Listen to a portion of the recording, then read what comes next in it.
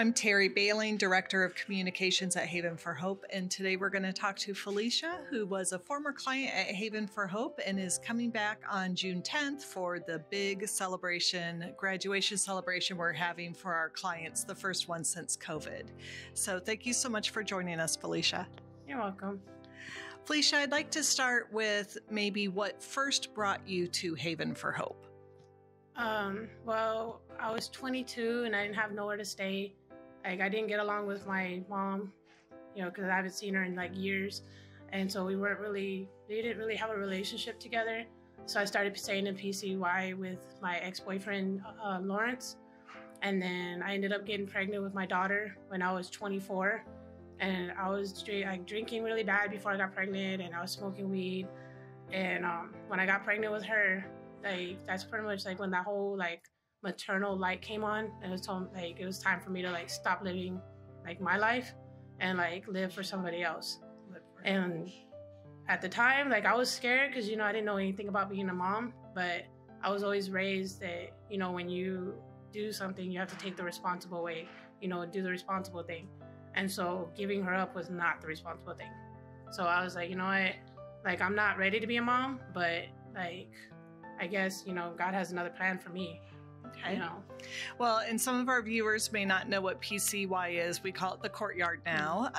So you were in the courtyard experiencing homelessness. Then you moved over to the campus side and you were in the family residential, correct? Yes, ma'am. And when you were in the family residential program at Haven, what kind of resources and programs did you engage in? I worked with my caseworker, and then I also worked doing the family parenting classes. And then I tried to volunteer in the computer lab whenever I could volunteer. And then they just helped out in the dorms, whenever I would see trash on the floor, I would pick it up. Or if another family is new to San Antonio, I would help them by just telling them the resources that I found were helpful for me to help me to get back on my feet. Did the parenting classes and other resources make you feel more prepared to be a mom? Yes, it helped me a lot. Yeah. I really loved the parenting classes that were here. And I'm sure you learned from other families living here and got some wisdom from other people who had already had children? Yeah, I got a little bit of help, especially being from the staff members and the caseworkers. And then whenever I had a question about being a mom, I would call my adopted mom that adopted me when I was 15, and she helped me out a lot with how to do stuff and how to take care of my daughter by myself and everything. Okay. So you had housing initially. You left Haven and you were staying at the Terraces, which is real close to Haven property. And how long were you in that housing situation? Almost a year. And then I started having problems with my son's dad, and he wanted to see his son, but he was still in his addiction. And I didn't want that around my son or my daughter, because I've seen on the news of all these kids that are getting hurt when their parents or the adults around them were still under the influence. And I didn't want that to be my son. So I offered him, a place to stay inside my apartment as long as he went to rehab and got clean and showed me that he could stay clean. And he didn't want that because his girlfriend couldn't stay there. And so, long story short, he put me in jail thinking that he would get his son. Instead, my son thankfully went to my mom, and to where he's safe. He's growing now. He's getting counseling. When did you come back to Haven? I came back to Haven, I believe, in 21. Okay. Because the apartments I was living in, they got a whole new landlords, and I kind of got screwed over on that one. And so I ended up having to come back to Haven. And then I worked with Miss Greta, my caseworker, and with Sam's Ministries to get my apartment again. Okay, so you went through the SAM Rapid Rehousing program that they had.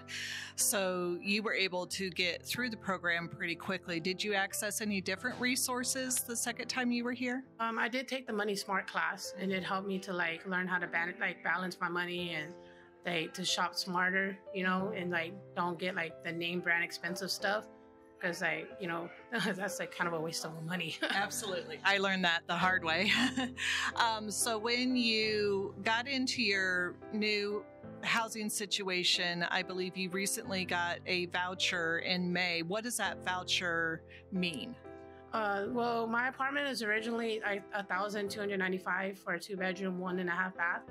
And with the housing voucher from Salha, I'm able to only pay $334. And so they pay most of my rent for me. So it's based on your income? Yes. Okay. So how long is that voucher good for? For the rest of my life, until I mess up, which I don't want to mess up. So basically, as long as you maintain a job and pay your rent, you can keep that voucher for as long as you need it, and it'll just adjust according to your salary. Is that how that works? Yes, ma'am. Again, then once I make like too much, then they'll be like, well, you don't need the housing anymore because you're able to pay your rent by yourself. And then with as my kids age, I'll get like a bigger apartment. Okay. And so the housing will adjust to how my kids age up. And how many children are staying with you right now? I have 2. My 4-year-old Romeo, and then my daughter Layla. She's 3. Okay. And the older children are staying with your adopted mom? Yes. I called my adopted mom because she did such a good job with me, and if I would have let them go to foster care, they would have split them up. And my daughter has always grown, my oldest daughter, she's always grown up around my son. And so she's always been that big sister role.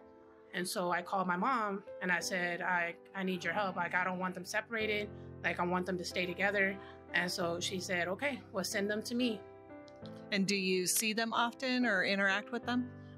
No, I call my mom, because I understood that like once I signed my rights over, I wasn't able to see them until they're 18, which I'm okay with, because I'd rather would have had it that way than them to go to foster care and be split up, because I want my kids to be together and safe and, have like the best life. And now my daughter, she does tap and ballet, and she loves dancing. She's really tall and beautiful. Awesome. Well, that's great that you have the family support that can help with that. I think you made the right decision and you're giving them the best life they can have. What would you say to someone who is hesitant about coming to a place like Haven for Hope? I would say to do it because with all the other shelters that are around, you're not going to get as much like help and resources or like get the time to work with you like the caseworkers do, other than Haven. Because with Salvation Army, they help you a little bit, but you don't get like the one-on-one caseworker meetings like you do at Haven. And then they also don't have like a warehouse, to get clothes from. And it's a bigger like place, and they have like the better rooms, that you can have your own room when with just you and your family. So yeah, I would really like recommend Haven to anybody. And I still do, like whenever I see people out like where I volunteer at feeding the homeless, I recommend Haven for Hope. Thank you for doing that. Are you excited about the graduation ceremony on June 10th? I am excited about the graduation, but I'm more excited because in July, I actually applied with Apple One to come back and work here, like as an intake specialist. Okay. And while I'm working here, I want to go to school to be a family caseworker. So that way, like, I can help other families that are new to being homeless or new to being in San Antonio and let them know about all the resources that, that San Antonio does have to offer. Because I've gotten a lot of help, with all the resources. And I know just about every single one of them. So you sort of found your passion, and now this is your opportunity to give back. Yeah, because, I like helping people out, ever since I got sober. Like, it's taught me how not to be so selfish and to be more selfless. And, like, I honestly like helping other people out. And I like, telling other people about, like, resources, about how to get back on their feet, and especially around the holidays, like telling them about like Toys for Tots and the Angel Tree. Like I really do enjoy it. Well, that's excellent. Well, we will be happy to see you on campus and have you back here in a different capacity. And we're excited that we get to celebrate you and the others who have graduated since COVID. We haven't had a ceremony in a few years, and we're excited to bring it back. Well, congratulations on as far as you've gotten so far, and we'll see you soon. All right, thank you.